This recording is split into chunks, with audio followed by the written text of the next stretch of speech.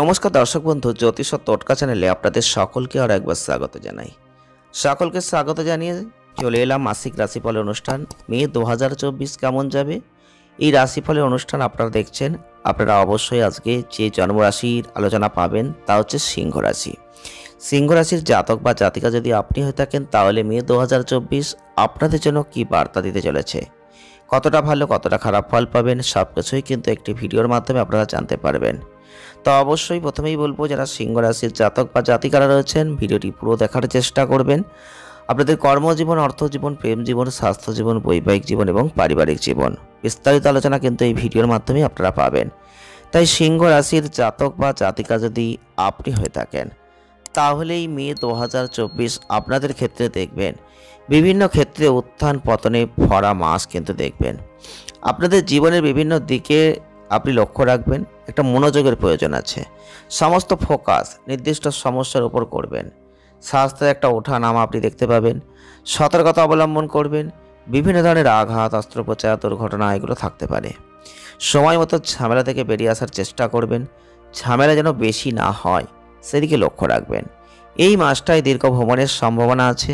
যারা ব্যবসা করছেন অনেক লাভ আপনি দেখতে পাবেন। চাকরি করছেন বর্তমান অবস্থা ভালো, আর আপনাদের কোথাও বদলি হওয়ার সম্ভাবনা কিন্তু রয়েছে। বিশেষ করে পারিবারিক জীবনে অনেক উত্থান পতন কিন্তু রয়েছে। পরিবারের একটা প্রকৃতি আপনার প্রতি সহযোগিতামূলক আচরণ আপনি দেখতে পাবেন। প্রেমের জীবনে আপনি কোনো অনুকূল সময় একটা অনুভব করবেন এবং প্রিয় ব্যক্তির সাথে খুব সহজেই এবং গভীরভাবে আপনি সংযুক্ত হবেন। মেলামেশার সাথে সম্পর্ক অনেক ভালো হবে। যারা বিবাহিত রয়েছেন আপনাদের জন্য একটা সুশৃঙ্খল টাইমলাইন দেখতে পাচ্ছেন।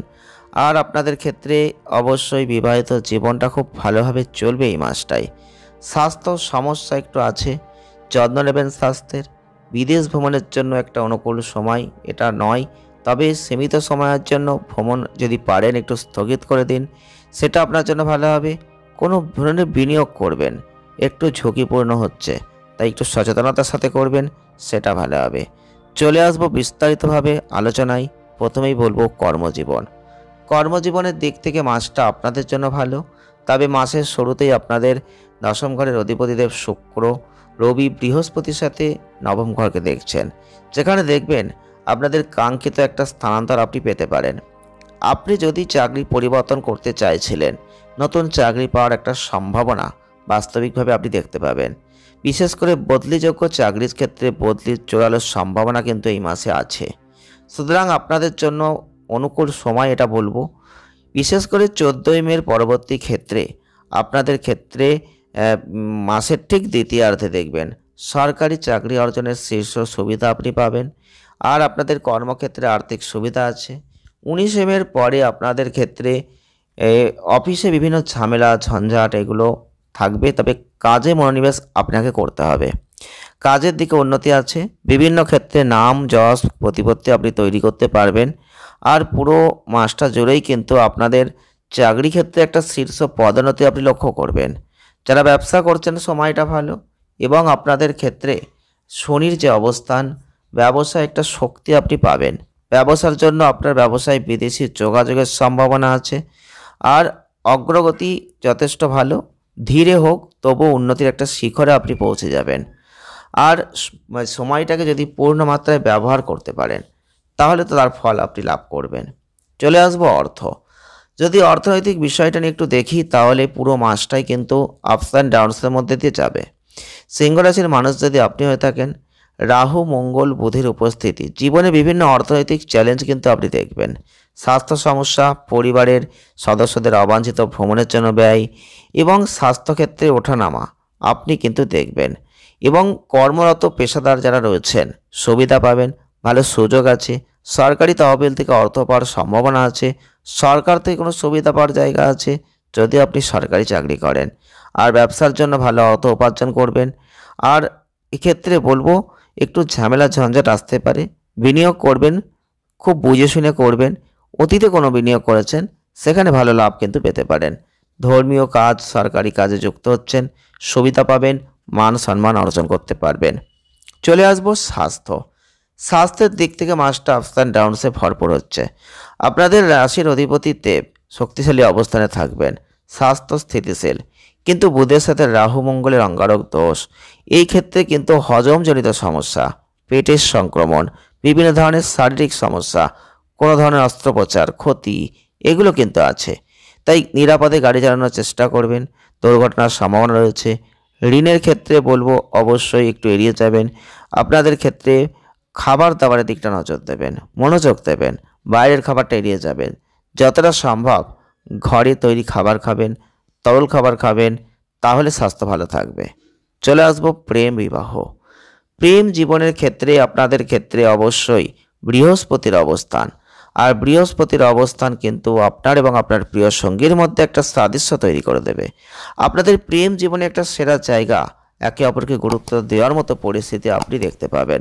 দুজনেই দেখবেন একে অপরের অনুভূতিটা বুঝতে পারবেন, ধর্মীয় আচরণ করবেন। আর উভয়কেই বলবো অংশীদারদের কোনো মন্দির বা ধর্মীয় স্থানের সফল পরিদর্শন, এগুলো কিন্তু দেখাচ্ছে। আপনি প্রেমকে বিবাহে পরিণত করার চেষ্টা করবেন, সফল হবেন। এই সময়টা বিভিন্ন শারীরিক সমস্যা আপনার সঙ্গীকে একটু কষ্ট দিতে পারেন। এইভাবে বলবো আপনাদের একটু শারীরিক ঝামেলা ঝঞ্ঝাট কাটিয়ে ওঠার চেষ্টা করবেন। আর সেটা বলবো বিবাহিত যদি আপনি হয়েছেন, তাহলে শনির যে অবস্থান থাকছে তাতে একটু বুঝে শুনে চলবেন। আচরণের ক্ষেত্রে ওটা একটু পজিটিভ জায়গায় নিয়ে যাবেন। রাহু মঙ্গলের অবস্থান অষ্টম ঘরের দিকে, তিক্ততা, রাগ, এগুলো কিন্তু থাকবে। জীবনসঙ্গীর কথাবার্তা নিয়ে কোনো সমস্যা, বিভিন্ন ধরনের ক্ষেত্রে ঝঞ্ঝাট, এগুলো কিন্তু আসতে পারে। সঙ্গীর স্বাস্থ্যের একটু যত্নের প্রয়োজন, দেখভাল করবেন। চলে আসবো পারিবারিক সম্পর্ক। এই পুরো মাসটাই পারিবারিক জীবনের ক্ষেত্রে আপস অ্যান্ড ডাউনস আপনি দেখতে পাবেন। কারণ আপনাদের বুধ মঙ্গল রাহুর যে অবস্থান, পরিবারের সদস্যদের মধ্যে, বিশেষ করে পরিবারের সদস্যদের মধ্যে পারস্পরিক ঝগড়ার সম্ভাবনা আছে। এবং কেতুর অবস্থান দ্বিতীয় ঘরে, যেটা নিশ্চিত করছে যে যে কোনো ধরনের কথাবার্তা থেকে দুটো অর্থ চলে আসবে। কথায় কোনো ভুল বোঝাবুঝি হবে, এতে পারিবারিক পরিবেশটা নষ্ট হয়ে যাবে। এবং চতুর্থ ঘরের অধিপতি মঙ্গল অষ্টম ঘরে অঙ্গারক দোষ রাহু তার সাথে, এতে সামগ্রিক পারিবারিক শান্তি বিঘ্নিত হবে।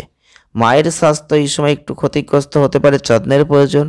এবং আপনাদের ক্ষেত্রে দশম ঘরের অধিপতি দৃঢ় অবস্থান, আপনার পিতার স্বাস্থ্য সুবিধা। এছাড়াও ভাই বোনদের স্বাস্থ্যে আপনাদের ক্ষেত্রে অবশ্যই ভাই বোনদের সঙ্গে সম্পর্কের জন্য একটা গুরুত্বপূর্ণ সময়। পরিবারের সদস্যদের সাথে তীর্থযাত্রা, কোনো ধরনের দীর্ঘ ভ্রমণ, এগুলো কিন্তু ইন্ডিকেট করছে। প্রতিকার কি করবেন? প্রতিকার স্বরূপ শ্রী আদিত্য হৃদয়ং স্তোত্র প্রত্যেক দিন পাঠ করুন। একটি তামার পাত্রে কুমকুম নিয়ে জলে মিশিয়ে সূর্যদেবকে অর্ঘ্য নিবেদন করুন, তাহলেও ভালো ফল আপনি লাভ করবেন।